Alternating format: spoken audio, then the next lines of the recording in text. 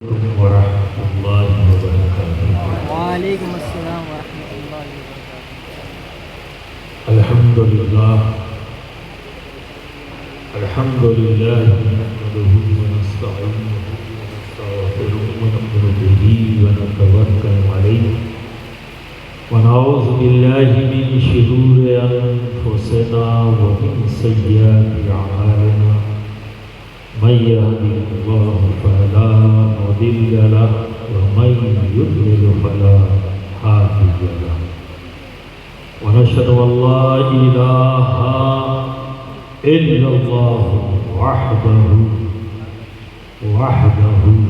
لا شريك له ونشهد أن سيدنا وحبيبنا وطبيب قلوبنا وشفاء صدورنا وغوثنا ومغيثنا ومعيننا وقطبنا وفريدنا ونظامنا وسراجنا وعلاونا وأشرفنا ونور عيننا وملجأنا وماوانا محمدا عبده ورسوله أما بعد فأعوذ بالله من الشيطان الرجيم بسم الله الرحمن الرحيم إنا أعطيناك الكوثر صدق الله العظيم وصدق رسوله النبي الأمين الكريم ونحن على ذلك لمن الشاهدين والشاكرين والحمد لله رب العالمين۔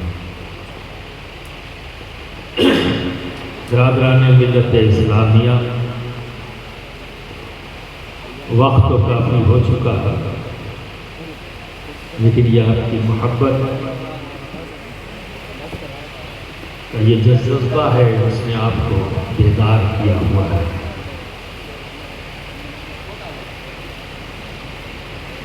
اس سے پہلے کہ میں تلاوت کردہ آیت کریمہ پر گفتگو شروع کروں، آئیے ہم سب مل کر رحمت دو عالم نور مجسم احمد مجتبیٰ محمد مصطفیٰ صلی اللہ علیہ وسلم کی بارگاہ میں جھوم جھوم کر بآواز بلند محبت کے ساتھ درود شریف کا نذرانہ پیش کریں۔ اللہم صلی علی سیدنا مولانا محمد وعلی آل سیدنا مولانا محمد مبارک وسلم صلاۃ و سلام علیک یا رسول اللہ یا حبیب اللہ یا حبیب اللہ۔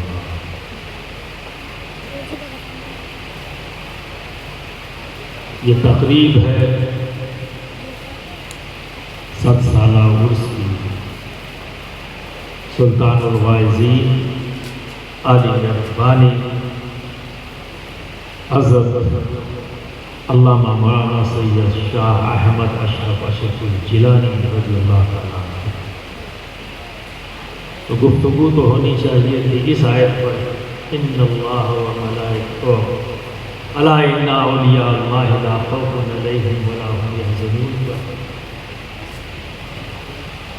لیکن ایک خاص وجہ ہوئی کہ میں نے اپنے بڑوں سے سنا کہ سرحدی علاقے پر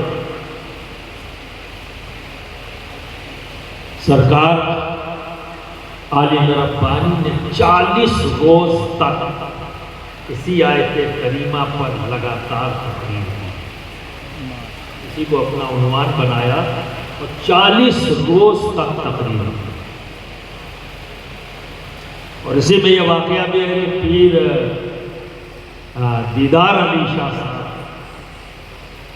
ان کی ملاقات بھی اسی موقع پر ہے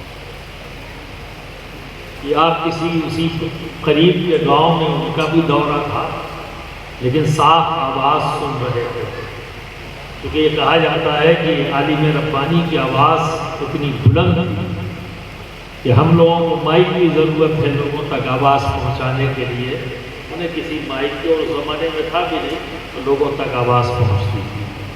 یہاں تک میں نے بزرگوں سے سنا ہے کہ کچے مکان میں بھی اگر وہ گرج دیتے تو جھنجھناہٹ پیدا ہوتی۔ اور ایک بار کا واقعہ میں نے اپنے بڑوں سے سنا ہے کہ کچھ حاسدین غلط ارادے سے پچوچا شریف میں مولانا احمد اشرف علی رحمہ کو نقصان پہنچانے کی نیت سے آئے اور آپ دروازے پر آرام فرما رہے تھے، تو انہوں نے چاہا کہ ہم انہیں نقصان پہنچا لیں، تو حضرت نے اپنے صرف چادر ہٹائی اور کہا کون، تو بات گئے سب دہشت کاری، یہ لفظ کون کا بھی مقابلہ کر سکتا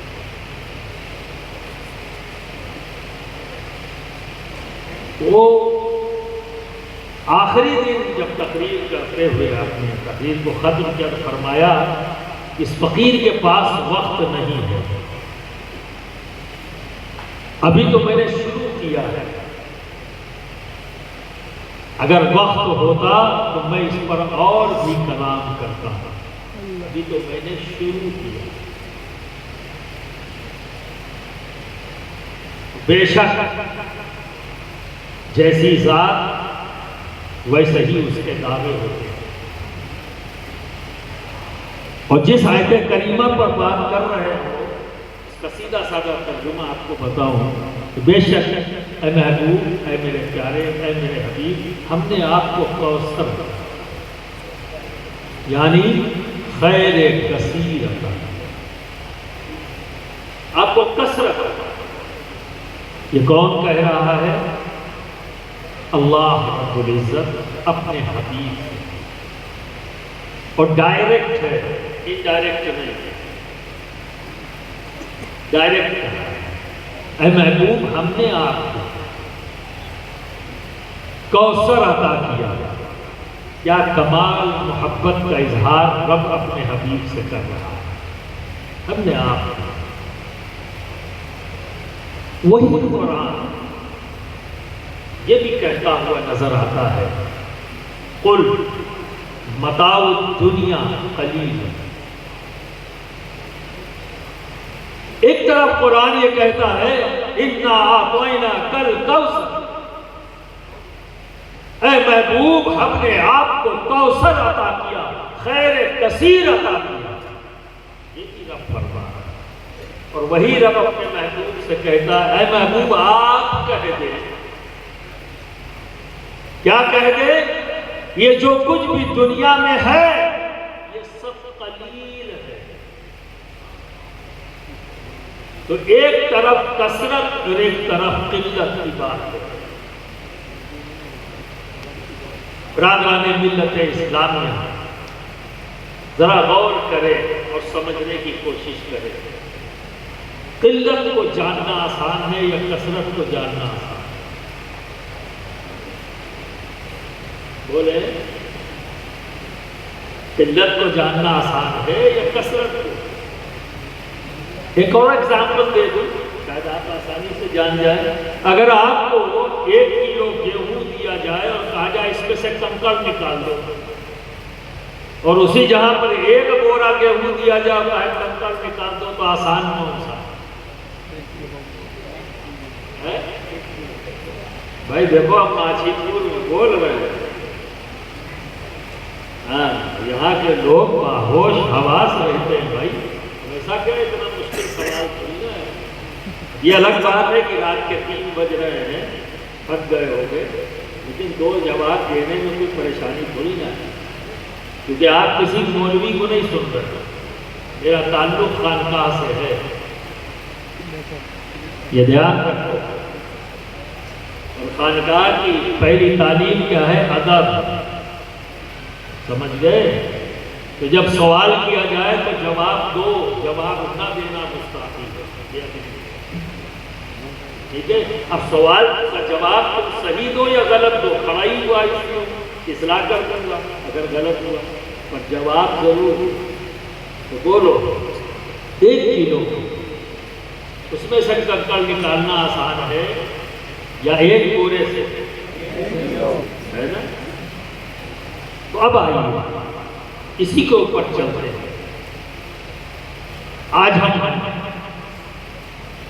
1500 سال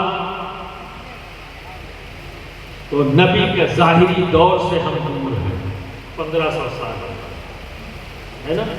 پھر حضرت آدم سے لے کر یہاں تک ہزاروں سال کا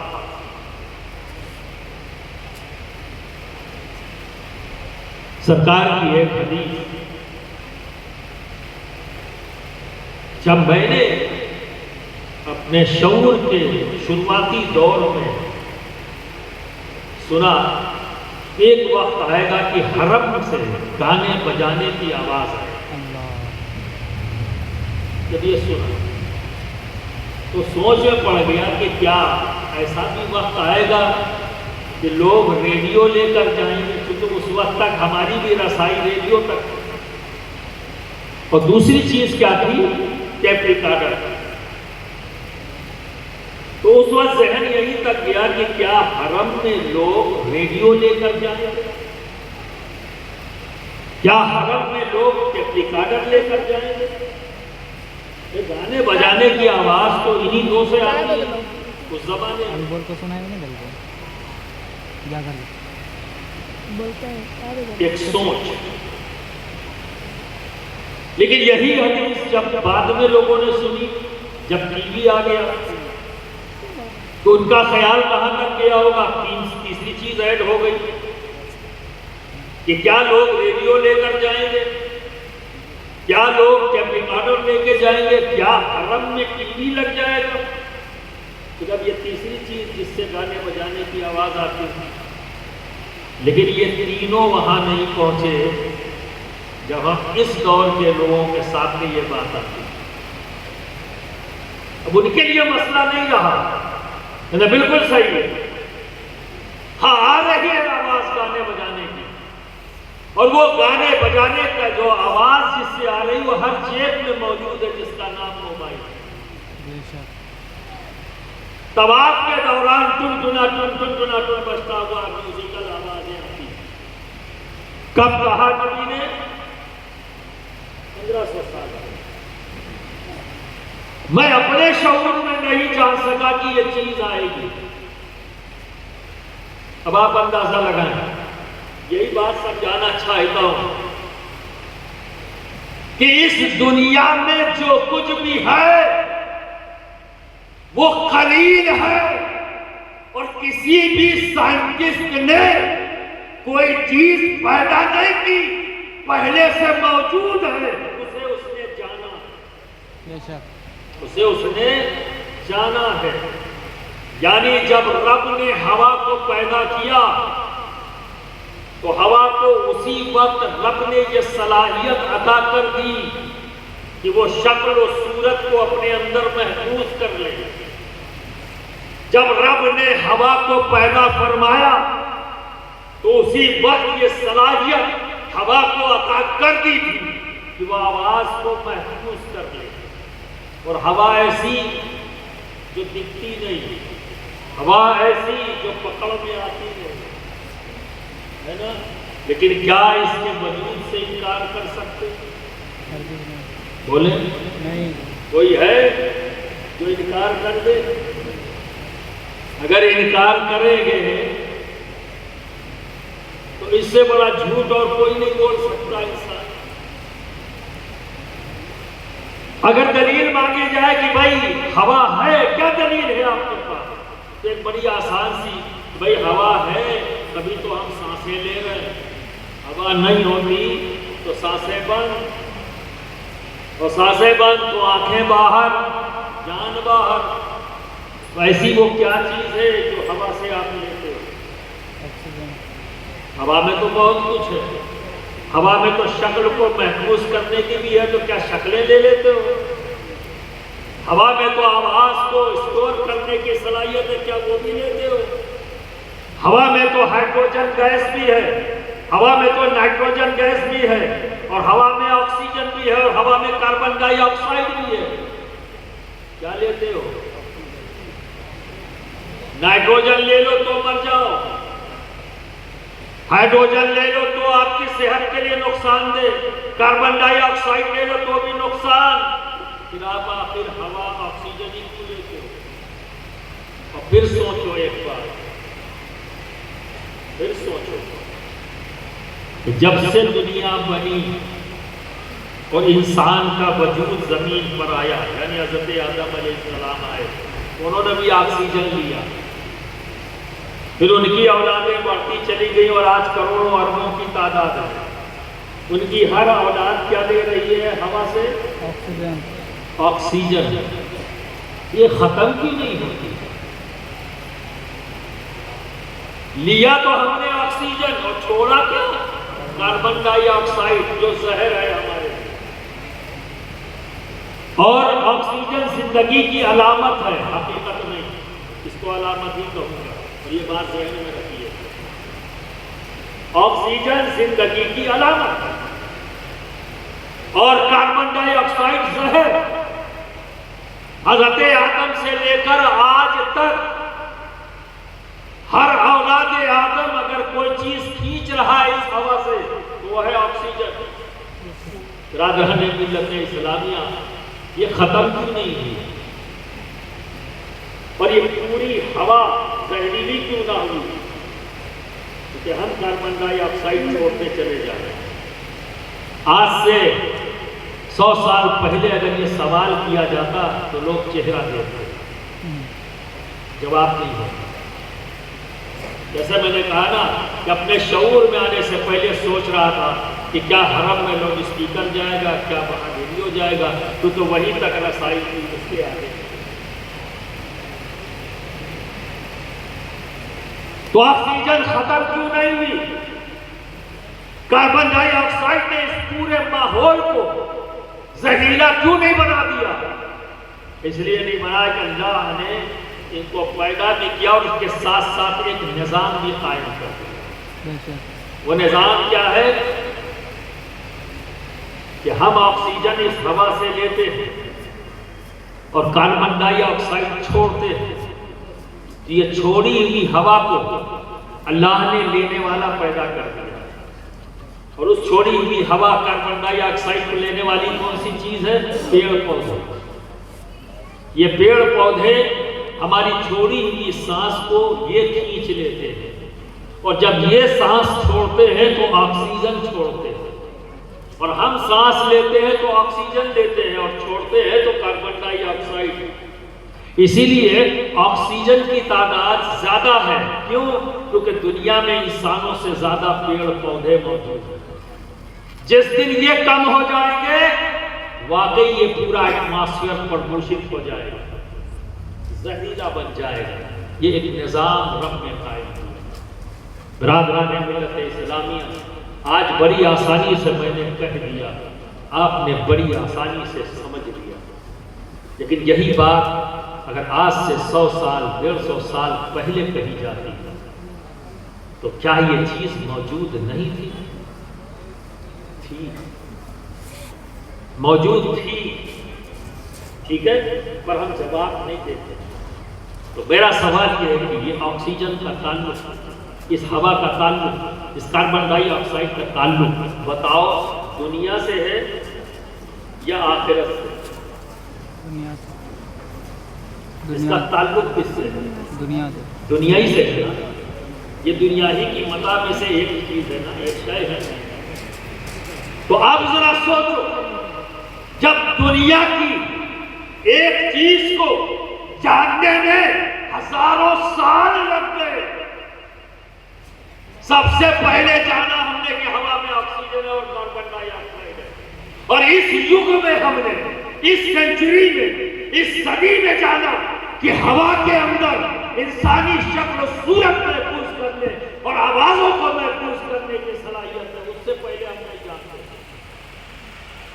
تو جو قلیل ہے اس کو جاننے میں ہمیں ہزاروں سال لگ گئے، تو جو کثیر ہے اسے ہم کیسے جان سکتے ہیں؟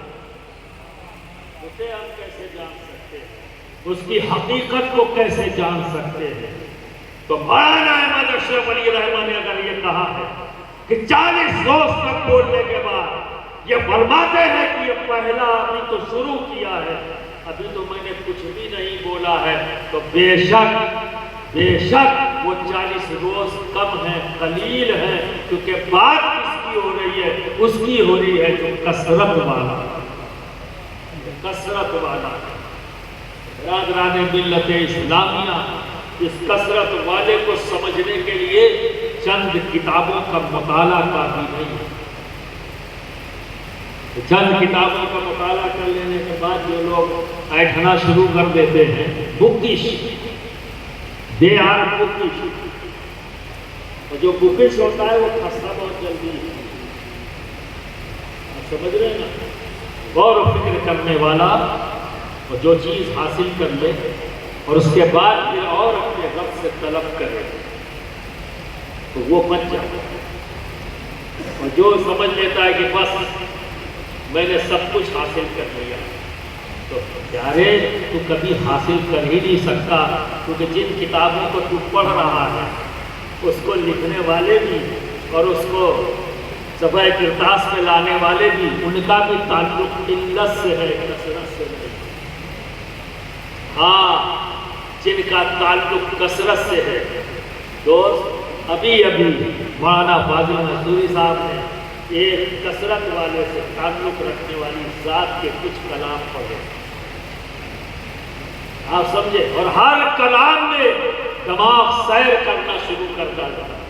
جتنے اینگل بناتے چلے جاؤ ہر اینگل سے لطف پڑتا چلا جاتا. برادران ملت اسلامیہ جن کا تعلق کثرت سے ہے ان کا انداز بیان، اور جنہوں نے قلت میں ہی اتفاق کر لیا یعنی چند کتابیں پڑھ کر گھبراتی شروع کر دیا تو یہ سمجھ نہیں سکے، وہ ان کا اپنا خیال ہے کہ میرے پاس سب کچھ ہے. تو برادران ملت اسلامیہ یہی وجہ ہے جن کے تعلق کثرت سے ہے، یعنی نبی کے گھر سے ہے، نبی کے غلامی سے اپنا رشتہ جوڑ لیا ہے، ان کی انداز زندگی بالکل الگ ہے. ان کی انکساری، ان کی محبت کا انداز، ان کی زندگی کا طریقہ ایسا بے مثالی بن گیا کہ آج دنیا میں کوئی بھی ان کی مثال نہیں دے سکتا. آج حضرت سیدنا ابوبکر صدیق کی وہ ذات آج بھی تمام امتوں سے لے کر اور آنے والے قیامت تک پیدا ہونے والے تمام انسانوں میں صدیق اعظم کی کوئی مثال تیار نہیں، کوئی مثال نہیں آ سکتی. فاروق اعظم کی کوئی مثال دوسری پیدا نہیں ہو سکتی. اتنی امتیں پیدا ہوئی لیکن دوستو کسی بھی امت میں کوئی ایک صدیق میرے ابوبکر جیسا نہیں ملے گا، کوئی ایسا فاروق میرے فاروق اعظم جیسا نہیں ملے گا، کوئی ایسا غنی میرے عثمان غنی جیسا نہیں ملے گا، کوئی مشکل کشا میرے مشکل کشا علی مرتضیٰ جیسا نہیں. یہ کیوں ہے ایسے؟ کیونکہ ان کا تعلق کثرت سے ہے، قلت سے نہیں. اور اس امت کے اولیاء کرام کا دیکھیے غلامی اختیار کر لی اس کثرت سے، تو کیا ہو گئے؟ ان کا مقام وہ ہو گیا کہ کسی نہ کسی نبی کے پرسوں ہو گئے، کسی نہ کسی نبی کے قدم پر ان کی ولایت ہوگی. برادران ملت اسلامیہ یہ خیال بس اتنا ہی کہوں گا کیونکہ بہت زیادہ وقت لوں گا نہیں، کیونکہ میں جانتا ہوں یہ ایسا سبجیکٹ اگر میں پھیلاؤں گا تو مجھے کم سے کم 1-1.5 گھنٹہ لگ جائے گا کچھ سمجھنے میں. کبھی سوچتا ہوں پھیلا دوں، پھر سوچتا ہوں نہیں ٹائم نہیں ہے، تو بس اسی پر رک جاؤں تو زیادہ بہتر ہے. کہ حضرت شیخ سعدی نے کیا خوب فرما دیا، اینڈ کر دیا. بعد از خدا بزرگ ہوئی قصہ مختصر، بولتے جائیے بولتے جائیے، کوئی ایسا ہے ہی نہیں جو حق ادا کر سکے، جو تعریف کر سکے.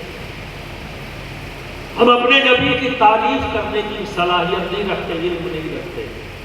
غلو کرنا تو بہت بڑی بات ہے، تعریف نہیں کر سکتے. اور جو بھی ہم بولتے ہیں وہ حق ہے اور سچ ہے، وہ حق ہے اور سچ ہے. لیکن آپ دیکھیے جو بکش ہے وہ کیا بول دیتے ہیں، سب سنی لوگ تو دیکھو غلو کرتے ہیں. میں ایسے لوگوں سے کہتا ہوں غلو کرنا تو بہت بڑی بات ہے، تعریف نہیں کر سکتے، تعریف کا بھی حق ادا نہیں کر سکتے. کیونکہ ہمارے رب نے کوثر عطا کیا، تو کسی بھی جانب آپ چلے جائیں گے اسی کا حق نہیں ادا کر سکتے۔ نہ نبی کی آل کی کوئی مثال حضرت آدم سے لے کر اور حضرت عیسیٰ تک جتنے بھی نبی ہوئے ان نبیوں کی آل میں بتا دو نبی کی آل جیسا کوئی ہے کیا؟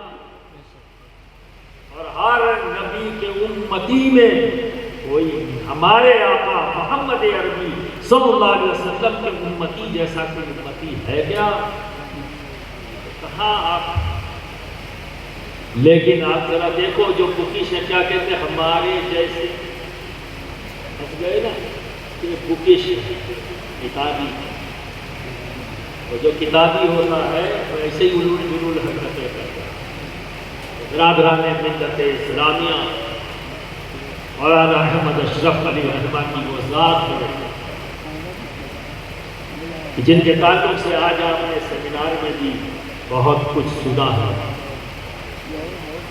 آپ کے تعلق سے آپ کے والد محترم شبیہ غوث اعظم سید شاہ علی حسین اعلیٰ حضرت اشرفی میاں علیہ رحمۃ الرضوان فرماتے ہیں کہ میرا بیٹا یہ مادر راز ولی ہے، جن کے تعلق سے فرماتے ہیں اعلیٰ حضرت اشرفی میاں کہ میرے خاندان کے 3 لوگوں نے ہی میرے بابو کو پہچانا، میرے بابو کو 3 لوگوں نے پہچانا۔ ایک اشرف الصوفیہ حضرت علامہ مولانا سید شاہ مصطفیٰ اشرف اشرفی الجیلانی رحمۃ اللہ تعالی علیہ۔ دوسرے سید محمد اشرف چوشوی محدث اعظم ہند، اور تیسرے سید شاہ علی الدین اشرف اشرفی الجیلانی۔ ان تینوں ذات کے تعلق سے فرماتے ہیں خود اعلیٰ حضرت اشرفی میاں کہ میرے بابو کو 3 لوگوں نے پہچانا۔ یہ سرکار اعلیٰ حضرت اشرفی میاں کی محبت اور شفقت اور ان کی حقیقت کو وہ جانتے ہیں تو وہ انداز و بیان کرتے ہیں۔ اور ذرا مولانا احمد اشرف علی رحمہ کو دیکھو کیسے مرید ہیں اور کس طرح سے اپنے دین سے محبت اور عقیدت ہے۔ ایک بار کا واقعہ ہے کہ مولانا احمد اشرف علی رحمہ کے کچھ مریدین پچوچا میں تشریف لائے، تو باہر خادم سے کہا کہ حضرت سے ملنے آئے ہیں۔ کہا کس سے ملنے آئے؟ کہا عالم ربانی سے۔ تو کہا وہ تو آپ گھر میں چلے گئے، اب عصر کے وقت ملاقات ہوگی، اور 12 میں شبیہ غوث اعظم آرام فرما رہے، تم لوگ چاہو تو ان سے مل لو اور اپنا کام بتا دو۔ تو مریدوں نے کہا نہیں، ہمیں عالم ربانی سے ہی ملنا۔ کہا کس لیے ملنا؟ کہا تعویذ لینا۔ کہ تب تو پھر شبیہ غوث اعظم آئی ہیں، ان سے تعویذ لے لو۔ کہا نہیں، ہم تو انہی سے تعویذ لیں گے۔ تو خادم کو برا لگا، بہرحال خاموش ہو گیا۔ عصر کی نماز کے وقت جب آپ دوران خانے سے آئے نماز کے لیے، نماز کے بعد آپ نے فرمایا کہ خادم نے حضرت آپ کے مریدین جو ہیں وہ بڑے گستاخ ہیں، اور اعلیٰ حضرت اشرفی میاں سے بھی شکایت کر دی کہ مولانا صاحب کے مریدین بڑے گستاخ ہیں۔ کہیں بابو کام ہوا؟ کہیں ہم نے کہا کہ تعویذ لینے آئے تھے، ہم نے کہا آپ سے لینا، کہیں نہیں ہمیں ان سے نہیں لینا، ہم کو تو عالم ربانی سے لینا۔ حضرت یہ تو معاملہ بڑا گڑبڑ ہے، تو یہاں بھی کہہ دیا وہاں بھی کہہ دیا۔ اب جب نماز سے فارغ ہو کے باہر آئے، سب یہ باتیں ہو گئی، تو مسکرا کے اعلیٰ حضرت اشرفی میاں نے پوچھا کہ بابو تمہارے مریدین کہتے ہیں کہ تمہیں سے تعویذ لیں گے، اور دعویٰ یہ بھی کیا ہے کہ جو تعویذ عالم ربانی دیتے ہیں وہ تعویذ میں بھی نہیں دے سکتا، میں بھی نہیں دے سکتا۔ تو بابو کون سی تعویذ لکھتے ہو جو میں بھی نہیں دے سکتا؟ کہا حضور میں وہ تعویذ لکھتا ہوں جو آپ بھی نہیں دے سکتے۔ اب تو بات مریدوں کی تھی، اب تو بیٹے نے بھی کہہ دیا کہ میں جو تعویذ لکھتا ہوں حضور آپ بھی وہ تعویذ نہیں لکھ سکتے۔ کہا وہ تعویذ کون سی ہے بیٹا جو تم لکھ سکتے ہو میں نہیں لکھ سکتا؟ کہا میں وہ تعویذ لکھتا ہوں فقط اتنا کہ میں آپ کا نام لکھ دیتا ہوں اور لپیٹ کر دے دیتا ہوں۔ سبحان اللہ سبحان اللہ۔ یعنی سید شاہ علی حسین اعلیٰ حضرت اشرفی لکھ کر کاغذ کو موڑ کر مولانا احمد اشرف علی رحمہ اپنے مریدوں کو تعویذ دے دیتے تھے، اور تیر کی طرح کام کرتی تھی۔ تبھی تو مرید کہہ رہے ہیں ہمیں وہ تعویذ چاہیے جو فوراً اثر کرتی اور یہ صرف عالم ربانی ہی دیتے تھے۔ تو برادران ملت اسلامیہ جن کا تعلق کثرت سے ہو ان سے جڑنے میں فائدے بھی بڑے کثرت کے ساتھ ہوتے ہیں، تو کثرت کے ساتھ فائدے حاصل ہوتے ہیں۔ تو برادران ملت اسلامیہ اپنے پیر پر مکمل یقین رکھو اور مولانا احمد اشرف علی رحمہ کی محبت سے تم کو بہت فائدہ انشاءاللہ حاصل ہوگا۔ جو محفلیں تم نے سجائی ہیں دعا گو کہ اللہ کی بارگاہ میں یہ مقبول ہو اور اس کا اجر تم سب کو اس جہان کی رب عطا کرے اور اس جہان میں بھی عطا کرے۔ وآخر دعوانا الحمدللہ۔